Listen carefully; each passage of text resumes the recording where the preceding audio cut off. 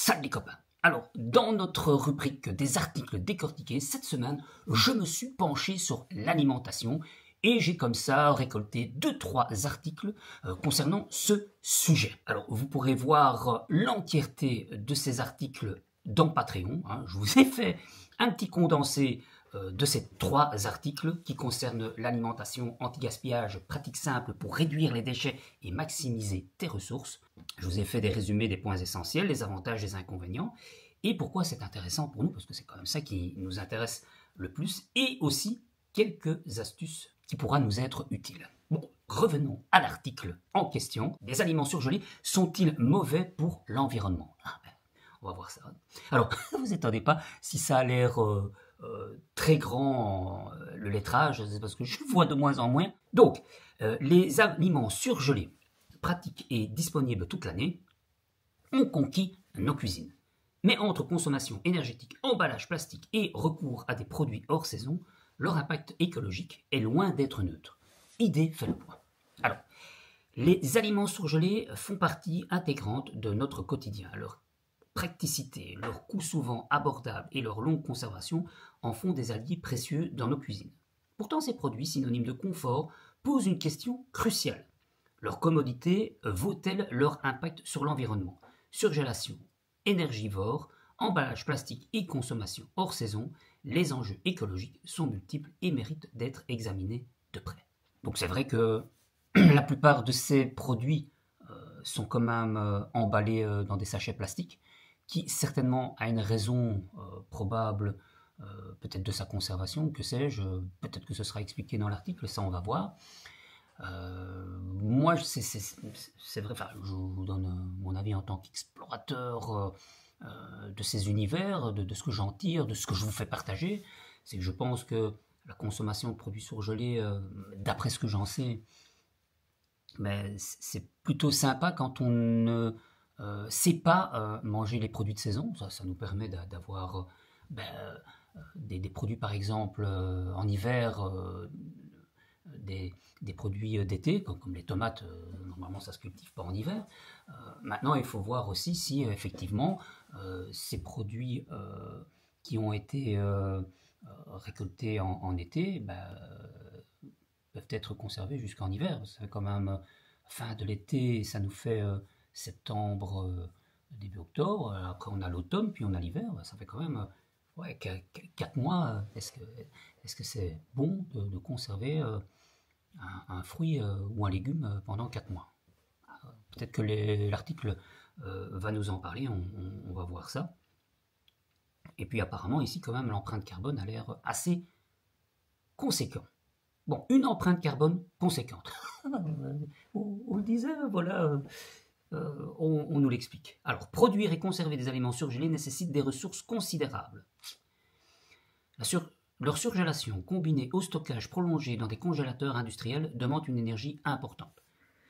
Cette consommation énergétique se traduit par des émissions de CO2, forcément, nettement supérieures à celles des produits frais. Bah oui, forcément, si on a des produits frais, on n'est pas obligé de les congeler, et donc, bah oui, il y a moins d'émissions de carbone, ça me semble logique. La réfrigération représente 40% de la consommation énergétique des grandes surfaces alimentaires, un chiffre significatif qui souligne l'impact du stockage au froid. L'ADEME précise également qu'en France, et alors dans la continuité la Belgique, l'alimentation est responsable d'environ 25% de l'empreinte de carbone des ménages, incluant des pratiques comme la surgélation et le transport sous chaîne du froid. Si la consommation énergétique et les émissions liées au transport des surgelés représentent des défis majeurs, un autre enjeu écologique concerne la gestion des emballages plastiques omniprésents dans cette industrie. Donc déjà, la première observation, c'est de se dire que la congélation engendre quand même une grosse consommation, voire apparemment 40% de la consommation énergétique déjà dans les grandes surfaces. Chez vous, vous êtes obligé de le mettre aussi dans un congélateur.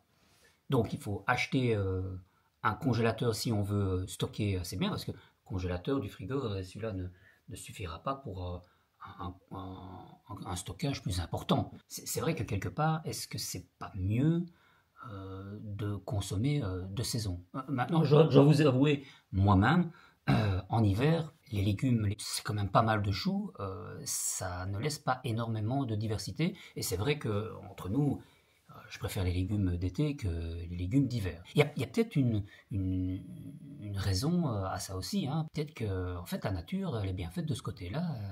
Elle nous propose des produits qui tiennent un peu plus au corps en hiver que en été. L'impact des emballages. Les aliments surgelés sont souvent conditionnés dans des emballages plastiques multicouches conçus pour résister aux basses températures et assurer une conservation optimale. Cependant, ces matériaux complexes sont difficiles à recycler, ce qui accentue la problématique environnementale liée aux déchets plastiques. Alors, en France, selon le Citeo, seulement 27% des emballages plastiques sont recyclés. Ces emballages sont souvent constitués de plusieurs types de plastique qui compliquent leur traitement dans les filières classiques. Prenons l'exemple des sachets de légumes surgelés. Leur couche interne protège contre l'humidité, tandis que celle externe est conçue pour résister au froid. Mais cette combinaison les rend presque impossibles à réintégrer dans leur circuit de recyclage.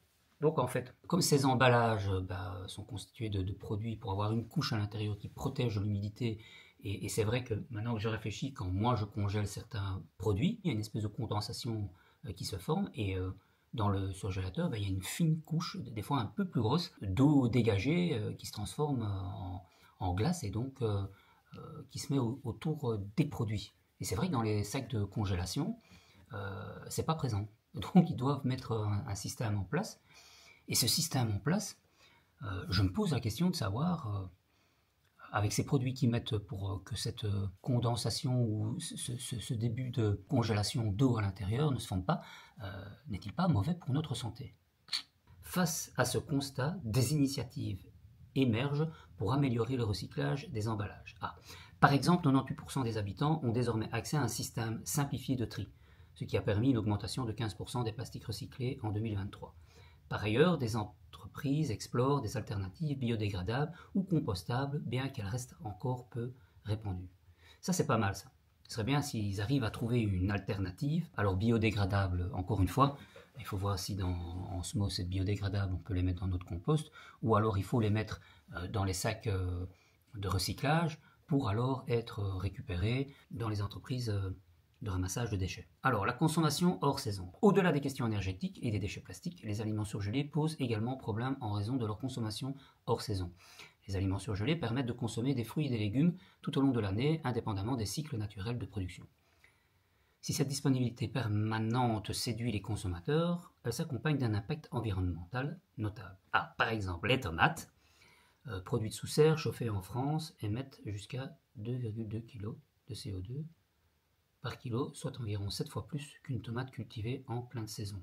Les produits surgelés impliquent également des trajets plus longs pour acheminer des denrées depuis des régions éloignées, ce qui alourdit leur empreinte de carbone globale. Alors, si je comprends bien, les produits surgelés sont des aliments qui sont cultivés sous serre, et donc ils sont cultivés en hiver, ils ne sont pas cultivés en été pour être surgelés pour l'hiver. Quel intérêt de prendre des produits surgelés?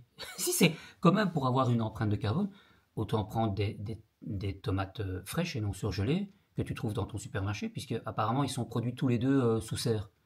Bon, moi je pensais sincèrement que voilà, on cultivait pendant la saison des produits comme les tomates et qu'on les surgelait pour l'hiver. Je comprends pas bien l'intérêt. Enfin, moi, c'est ce que je ferais. Je comprends pas bien. Si jamais vous avez des idées là-dessus, n'hésitez pas à en parler en commentaire. Alors, franchement, enfin, je me répète, mais je vois pas l'intérêt. Je vois pas l'intérêt si la consommation de CO2 est quand même là, puisque que ce soit des produits frais mis en rayon ou des produits surgelés, c'est quand même cultivé sous serre. Est-ce que c'est tellement irréalisable de cultiver des produits en été qu'on congèle en hiver?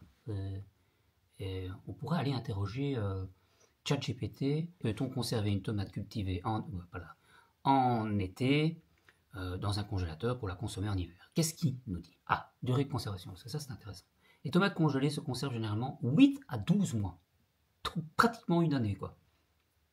Après cette période, elles peuvent perdre en qualité, mais restent consommables. Alors, quelle utilisation on va faire? Oui, des sauces, des soupes, des ragoûts, des pizzas. C'est vrai que tu vas pas pouvoir utiliser tes tomates pour une tomate mozzarella, par exemple. Je crois que quand elle va décongeler, elle va être un peu ramollie. Je ne comprends pas l'intérêt de cultiver des tomates sous serre pour les congeler en plus après pour les consommer en hiver. Pourquoi ne pas congeler celles qu'on a cultivées en été? Enfin, si jamais vous avez une explication, dites-le moi. Ou alors peut-être que la production en été n'est pas assez importante que pour pouvoir en surgeler en hiver. Ça, c'est peut-être une explication. Enfin, en privilégiant des fruits et des légumes locaux de saison, Greenpeace souligne l'importance de consommer de saison pour limiter l'émission à effet de gaz, les émissions de gaz à effet de serre, pardon, je me suis trompé, liées au transport et à la production sous serre chauffée. Bah oui, leur calendrier des fruits et légumes de saison en France métropolitaine est un outil précieux pour adopter ces habitudes alimentaires responsables. De plus, Greenpeace met en avant que consommer de saison permet de profiter de tous les bienfaits nutritionnels des aliments, d'encourager les circuits courts, d'encourager les circuits courts et de protéger l'environnement en adoptant ces pratiques. Chacun peut contribuer à une alimentation plus durable et respectueuse de l'environnement. Bref, en lisant cet article, si on peut résumer la situation, là on a appris que, en fait, j'ai à peine à imaginer que c'est vraiment ça, que les produits surgelés, en fait, que nous prenons en hiver de légumes qu'on aurait voulu consommer, mais comme c'est pas la saison de l'été, par exemple, moi je me tourne vers des produits surgelés. Mon bonnet n'est pas très droit. Apparemment, ils sont pas cultivés en été, mais en hiver sous serre, pour être congelés et nous les proposer dans les supermarchés. Donc, ce qui est d'autant mieux, parce qu'on l'a vu avec ChatGPT, que on peut conserver des aliments comme des légumes pendant 8 à 12 mois, pourquoi pas conserver nos propres fruits et légumes, ou ceux qu'on achète en été, et les mettre au congélateur pour l'hiver. Et ce qui serait peut-être même le mieux, c'est fin de l'été, commencer à congeler nos légumes d'été au congélateur pour pouvoir en bénéficier en hiver. Voilà. Et ça nous permettrait non seulement, comme dit plus haut,